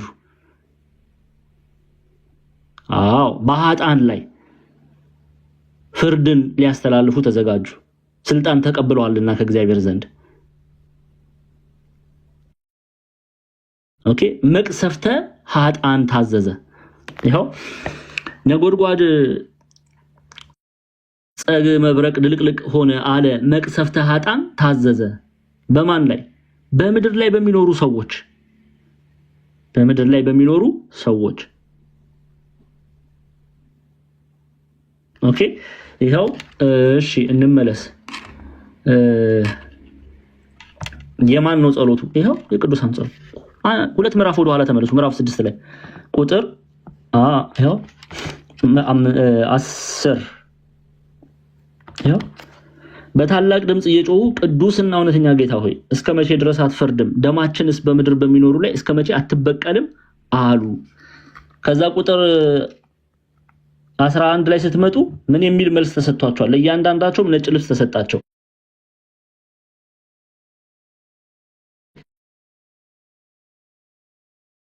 ድረስ ገና ጥቂት ዘመን እንዲያልፉ ተባለላቸው። አሁን የጸሎታቸው ጊዜ መልስ አገኘ ማለት ነው። ስለዚህ በምድር ላይ ባሉ ኃጥአን የእግዚአብሔር መቅሰፍት ወረደ ማለት ነው። ስለዚህ ሰባቱን መለከት ሊነፉ የመጡ ቅዱሳን መላእክት በነፉት ቁጥር በምድር ላይ ያሉ ሰዎች ኃጥአን ፍርድን ይቀበላሉ ማለት ነው። ፍርድን ይቀበላሉ ማለት ነው። አሁንስ ግልጽ ነው? ኦርቶዶክሳውያን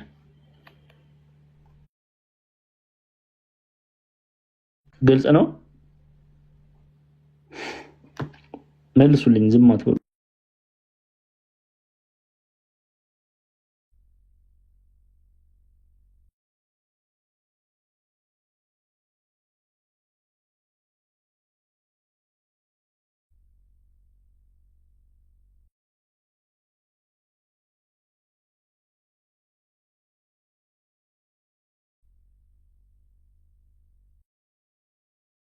የሚወት ነው መምህር።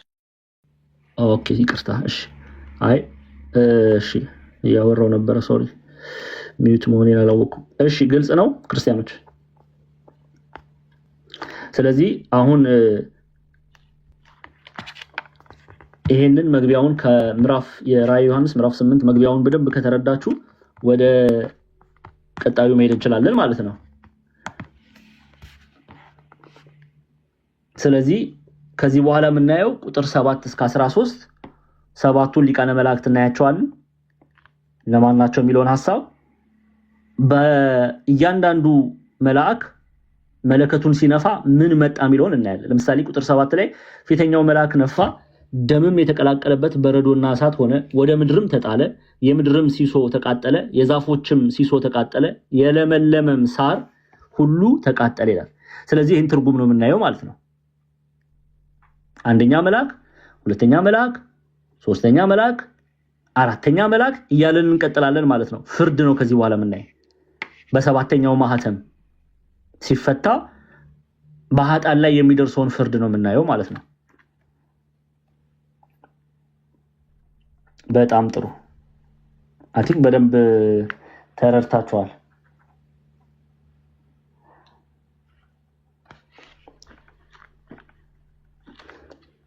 ግልጽ ነው አይደለ?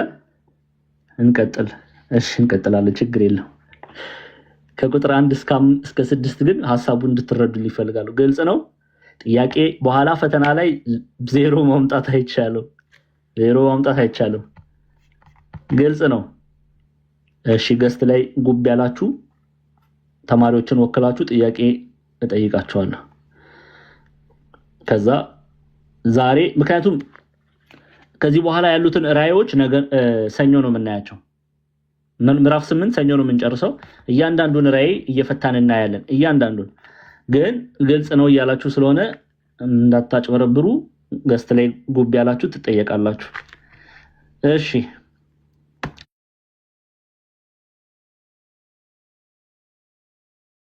ሃና ካንቺ ጀምራለሁ። 1 2 3 ጥያቄ ጠይቃ 3 ጥያቄ ብቻ ነው ጠይቃችሁ። ሃና ይሰማል?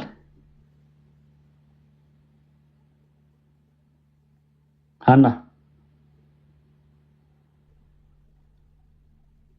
ኧረ መውረድ። ሃና ይሰማል?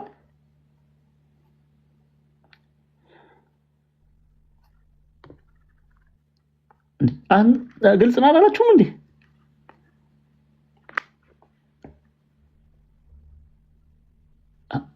እሺ ሰሊና ሚዩት ሽናንሽ ሰሊና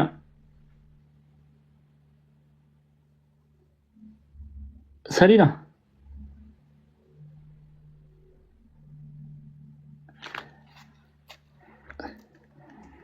ሰሊና እንዴ? እሺ ዲቦራ ሚዩት ሽናንሽ አቤት መምህር። እሺ ሰሊና ሃና ተይዛችኋል። እሺ ዲቦራ ግልጽ ነው ተረድተሻል በደንብ? ብዙም አልገባኝም።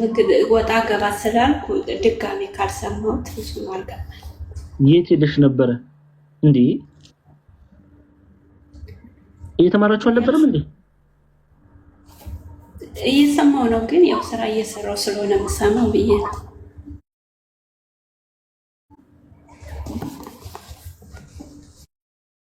እሺ ሚዩት አድርጊ ትህትና። እሺ ሚዩት ቢነግሩ ቢጠይቁ። አልተማርሽማ፣ ሙሉን አልተማርሽም። ስለዚህ ኢትስ ኦኬ። ሪኮርዱን አድምጪ በቃ ችግር የለም ዲቦዬ። እሺ ትህትና ወይ መምህር ተመረሻል? በሚገባ መልካም። እሺ ራዕይ ዮሐንስ ምዕራፍ 8 ቁጥር 3 ላይ ብዙ ዕጣን የተባለው ምንን ያሳያል? የቅዱሳኑን ጸሎት። የቅዱሳን ጸሎት ምን ጸሎታቸው እንደተሰማላቸው አይደለም? የጸሎታቸው ብዙ ዕጣን መባሉ የቅዱሳኑ የጸሎት ብዛት የአንድ ቅዱስ ጸሎት ብቻ ነው እንደ መልአኩ ያሳረገው አይደለም፣ የብዙ ቅዱሳን የብዙ ቅዱሳን። አዎ እግዚአብሔር ይባርክሽ። እሺ እሺ ተተና እሺ እሺ ጃንደረባው ትውልድ የሄኖክ ተማሪ ሄኖክ ኃይሌ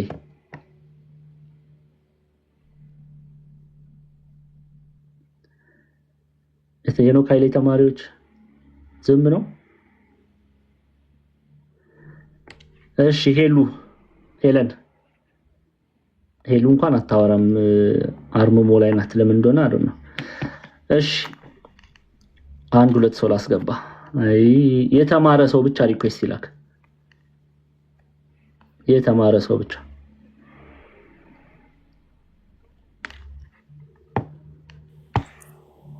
እሺ ዮስቲና ተምረሻል? አቤት። ቆይ ሂሩት አንዴ ሚዩት አድርጊ አንቺ። ዮስቲና ነው የፈለኩ። እመጣለሁ ሂሩት ወደ አንቺ። ዮስቲና እሺ አንቺ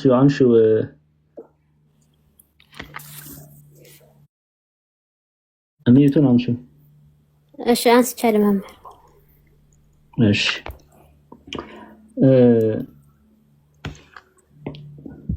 አምስት ላይ ራዕይ 8:5 ላይ ነጎድጓድ በዚህ አውድ መሰረት ነጎድጓድ ድምጽም መብረቅም መናወጥም ሆነ ሲል ምንን ያሳያል? የእግዚአብሔርን ምንን ነው የሚያሳየው? የእግዚአብሔርን ፍርድ የሚያሳይ ነው። በዚህ የእግዚአብሔርን ፍርድ የሚያሳይ ነው። እሺ ሂሩት። ቤት መምህር። እሺ ወደ አንቺ ደግሞ ልምጣ። እሺ ራዕይ ዮሐንስ ምዕራፍ 8 ቁጥር 2 ላይ ሰባትም መለከት ተሰጣቸው ሲል መለከት ምንን ያሳያል? ሰባትም መለከት ተሰጣቸው ሲል ምንን ነው የሚያሳየው? ሰባት ትእዛዝ የሚገለጥ ትእዛዝ፣ ያልተገለጠ ግን የሚገለጥ። በጣም ጥሩ። ስለዚህ በኃጥአን ላይ የሚወርድ መቅሰፍት አይደለ? በጣም እናንተ ተምራችኋል። እሺ አንድ ሰው ኮሜንት ላይ ምዕራፍ 8 ቁጥር 6ን አብራራልኝ የሚል ጥያቄ ስላለ ደግሜ ላብራራና እንጨርሳለን። እሺ ሰባቱንም መለከት የያዙ ሰባቱ መላእክት ሊነፉ ተዘጋጁ። ሰባቱንም መለከት የያዙ ሰባቱ መላእክት ሊነፉ ተዘጋጁ። መለከት መያዛቸው ከእግዚአብሔር የመጣን ትእዛዝ ሊያስተላልፉ ስራ ሊሰሩ መዘጋጀታቸውን የሚያሳይ ነው። ሰባቱንም መለከት የያዙ ሰባቱ መላእክት ሊነፉ ተዘጋጁ መባሉ ምንን ነው የሚያሳየው? ይሄው ሰባት ገንታ ወይም ሰባት ነጋሪት ወይም ሰባት መለከት የያዙ ሰባቱ መላእክት ኪያሆሙ ሲል ነው። ማለትም ሰባቱን ገንታ፣ ሰባቱን ነጋሪት ወይም ሰባቱን መለከት ወይም ሰባቱን ትእዛዝ ከእግዚአብሔር ዘንድ ይዘው የመጡ ሰባቱን ትእዛዝ ይመቱ ዘንድ ተዘጋጁ። ምን ማለት ነው? ያስተላልፉ ዘንድ ተዘጋጁ። በማን ላይ? በሰዎች ላይ፣ በኃጥአን ላይ፣ በምድር ላይ ባሉ ሰዎች ላይ። ኦኬ በሰዎች ላይ ይመቱ ዘንድ ተዘጋጁ ወይም ትእዛዙን በሰዎች ላይ ያስተላልፉ ዘንድ ተዘጋጁ። አሁን ትእዛዞቹን ሰኞ የምናየው ይሆናል ማለት ነው። ይሄው ፊተኛው ሰባተኛ ላይ ፊተኛው መልአክ ማለት ቀዳማዊው መልአክ ደም የተቀላቀለበት በረዶና እሳት ሆነ፣ ወደ ምድርም ተጣለ። የምድርም ሲሶ ተቃጠለ፣ የዛፎችም ሲሶ ተቃጠለ፣ የለመለመም ሳር ሁሉ ተቃጠለ ያለ። ወደ ምድር ተጣለ ሲል ወደ ሰው ዘንድ ተላለፈ። ኦኬ ሁለተኛው መልአክ ነፋ፣ በእሳት የሚቃጠል ታላቅ ተራራን የሚመስል ነገር በባህር ተጣለ፣ የባህርንም ሲሶ ደም ሆነ። ይሄ ትርጉሙን እናያለን። ምን ማለት ነው? እያንዳንዱ ምን ማለት ነው የሚለውን እናያለን። ግን ትእዛዝ ማስተላለፋቸውን ነው የሚያሳየው። ኦኬ ነጎድጓድ ይላል ደግሞ ወደ ምድር ተጣለ ሲል የቅዱሳኑ ጸሎት ደግሞ ምንን ያሳያል? ነጎድጓድ መብረቅ ድልቅልቅ ሆነ አለ፣ መቅሰፍተ ኃጥአን ታዘዘ። አያችሁ፣ መቅሰፍተ ኃጥአን በኃጥአን ላይ መቅሰፍት ወረደ ተብሎ ይተረጎማል። ግልጽ ነው።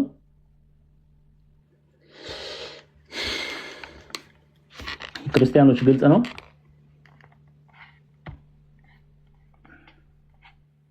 እሺ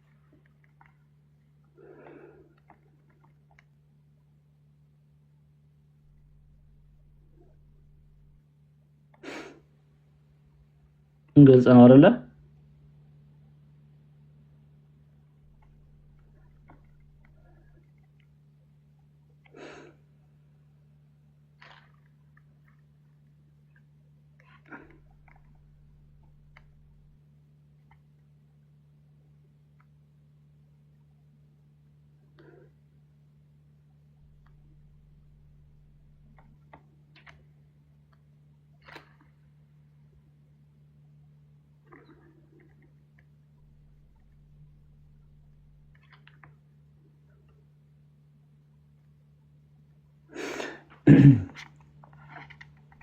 እሺ አይ ቲንክ ሀሳቡ ግልጽ ነው። እስካሁን አልገባኝ የሚል ሰው አላየሁም። እሺ እሺ እሺ እሺ ሁሉም ግልጽ ነው። መልካም በጣም ጥሩ በጣም ጥሩ። እሺ በዛ ከሆነ እንስማማለን ማለት ነው። እንደዛ ከሆነ እንስማማለን ማለት ነው። እሺ ስለዚህ ዛሬ ከቁጥር 1 እስከ 6 ነው ያየነው። እስከ 6 ነው ያየነው። ከቁጥር 7 ጀምሮ እስከ ፍጻሜ እናያለን። እስከ ፍጻሜ እናያለን። ኦኬ ነጎድጓድ አስታውሳችሁ ከሆነ ይሄ ነጎድጓድ ድምጽ መብረቅ መናወጥም ሆነ የሚለው ሐሳብ በባለፈው ተምረናል። የእግዚአብሔርን ፍርድ የሚያሳይ ነው። አንድም እግዚአብሔር አምላክ ቅዱሳን ሐዋርያት ቅዱሳን ነቢያትን እየላከ እንዳስተማረ እንደመከረ ማስጠንቀቂያ ኦኬ ማስጠንቀቂያ ተደርጎ ይወሰዳል። ይሄንን በብዙ አይተናል። ነጎድጓድ ድምጽ መብረቅ መናወጥም ሆነ ኦኬ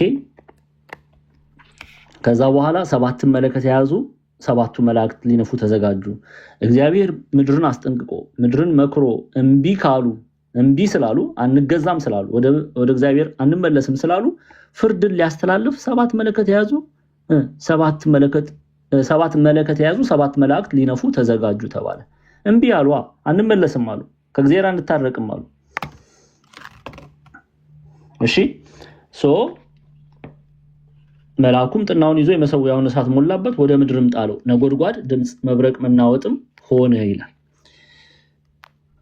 በደንብ እንድትረዱ ፈልጋለሁ። ካልገባችሁ ምክንያቱም አልጀምርም ማለት ምዕራፍ 8ን አንጨርስም። በደንብ እንትን ካላላችሁ ካልተረዳችሁ በደንብ ጠይቃችሁ በደንብ ካልተረዳችሁ ፈተናም በኋላ ላይ እንድትወድቁ አልፈልግም። ኦኬ በደንብ እንድትረዱ ነው የምፈልገው።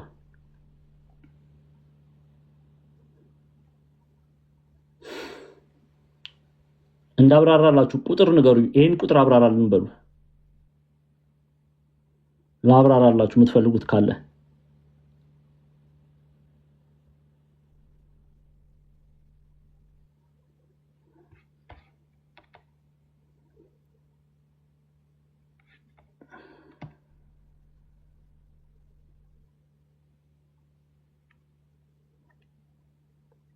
ማብራራላችሁ ጻፉ። ቆይ አንዴ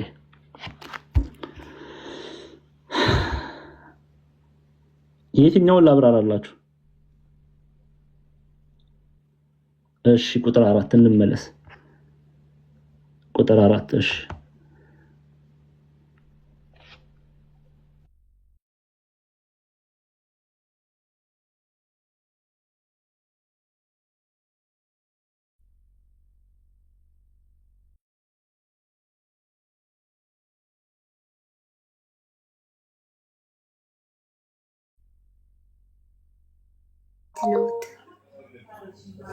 እሺ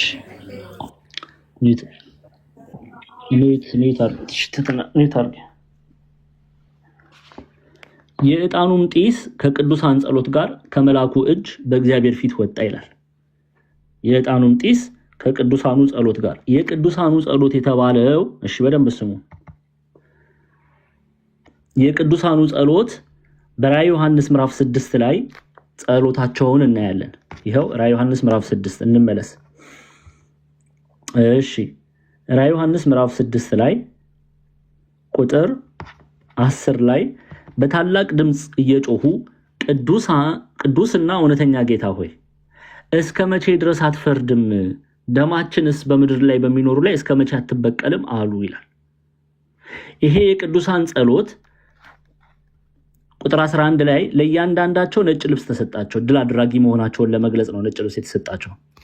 እንደነርሱም ደግሞ ይገደሉ ዘንድ ያላቸው የባሪያዎች ባልንጀራዎቻቸውና የወንድሞቻቸው ቁጥር እስኪፈጸም ድረስ ገና ጥቂት ዘመን እንዲያርፉ ተባለላቸው ይላል። አሁን ቁጥር 8 ምዕራፍ 8 ላይ ስትመጡ ለጠየቃችሁ ጥያቄ ምዕራፍ 8 ላይ ስትመጡ የዕጣኑም ጢስ ከቅዱሳን ጸሎት ጋር ከመላኩ እጅ በእግዚአብሔር ፊት ወጣ ይላል። ኦኬ አስቀድሞ ለዚህ መልአክ ብዙ ዕጣን ተሰጠው ይላል። ብዙ የቅዱሳን ጸሎት ተሰጠው። ከዛስ የዕጣኑ ጢስ ከቅዱሳኑ ጸሎት ጋር ከመላኩ እጅ በእግዚአብሔር ፊት ወጣ ይላል። መላኩ እጅ አሳረገላቸው፣ ጸሎታቸውን ከእግዚአብሔር ፊት ወጣ፣ ከእግዚአብሔር ዘንድ ተቀባይነት አገኘ። አሁን እግዚአብሔር ጸሎታቸውን ሰምቶ ፍርድን ሊያስተላልፍ ነው። አሁን ቁጥር 5 ላይ ስትመጡ መልአኩም ጥናውን ይዞ የመሰዊያውን እሳት ሞላበት፣ ወደ ምድርም ጣለው። ፍርዱ ደግሞ ምንድነው? ምድር ላይ ያሉ ኃጣን መቅሰፍተ ኃጣን ነው። ይሄ በምድር ላይ ባሉ ኃጣን ላይ የእግዚአብሔርን ቃል ባልሰሙት ላይ ፍርድ ተላለፈ። ከዛ ነጎድጓድ ድምፅ መብረቅም መናወጥም ሆነ ይላል። ነጎድጓድ ድምፅ መብረቅም መናወጥም ሆነ። ይሄ ምንን ያሳያል? የእግዚአብሔርን ፍርድ የሚያሳይ ነው። የእግዚአብሔርን ፍርድ የሚያሳይ ነው። ነጎድጓድ ድምፅ መብረቅ መናወጥም ሆነ። በባለፈው ምዕራፍ 4 ላይ አንዴ እንመለስ። ራዕየ ዮሐንስ ምዕራፍ 4 ላይ ይሄው ከዙፋኑም መብረቅና ድምፅ ነጎድጓድ ይወጣል ይላል። ከዙፋኑም መብረቅና ድምፅ ነጎድጓድ ይወጣል። ይሄ ምንን ያሳያል ብለናል? አንድ ጊዜ ፎቶ አይ ቲንክ በድምፅ አሰምቻቸዋለሁ ስላስተማርኩት ነው። አሁን ደግሞ ወደ ኋላ ልንመለስ ነው ማለት ነው። ምዕራፍ 4 ላይ እሺ፣ ነጎድጓድ መብረቅ ድምፅ ወይም ብልጭልጭታ ብለን አይተናል። ኦኬ ምንድነው ይሄ የሚያሳይ? ነጎድጓድ መብረቅ ከመውረዱ በፊት ነጎድጓድ ይሰማል። መብረቅ ከመውረዱ በፊት ምንድነው የሚሰማው? ነጎድጓድ አይደለ? እግዚአብሔርም ከመቅጣቱ በፊት የሚገስጽ የሚመክር የሚያስተምር ይልካል ይላሉ አባቶቻችን።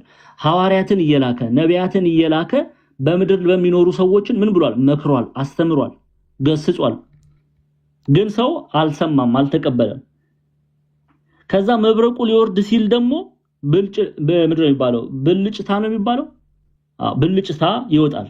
ይሄ የሚያሳየው የመጨረሻ ማስጠንቀቂያ ፍርድ ሊተላለፍ ነው የሚል የመጨረሻ ማስጠንቀቂያ። ከዛ መጨረሻ ላይ መብረቅ ከነጎድጓድና ከብልጭታ በኋላ መብረቅ ይወርዳል። ትምህርት ተግዛዝ አንቀበልም፣ የእግዚአብሔርን ማስጠንቀቂያ አንቀበልም ያሉ ቁጣ ይወርድባቸዋል። ይሄን አልተማርንም? ተምረናል አይደል? ምዕራፍ 8 ላይም ስትመጡ ተመሳሳይ ነው። በቃ ምዕራፍ 8 ላይም ይሄው እንመለስ። ነጎድጓድ ድምፅ መብረቅ መናወጥ ሆነ ይላል። እግዚአብሔር ሐዋርያቱን ነቢያቱን ልኮ አስተማረ፣ እምቢ አሉ። እግዚአብሔር የመጨረሻ ማስጠንቀቂያ ሰጠ፣ እምቢ አሉ። መጨረሻ ላይ መብረቅ ሆነ፣ ቅጣት ወረደ። ስለዚህ ነጎድጓድ ድምፅ መብረቅ የተባለው የእግዚአብሔርን ፍርድ የሚያሳይ ነው።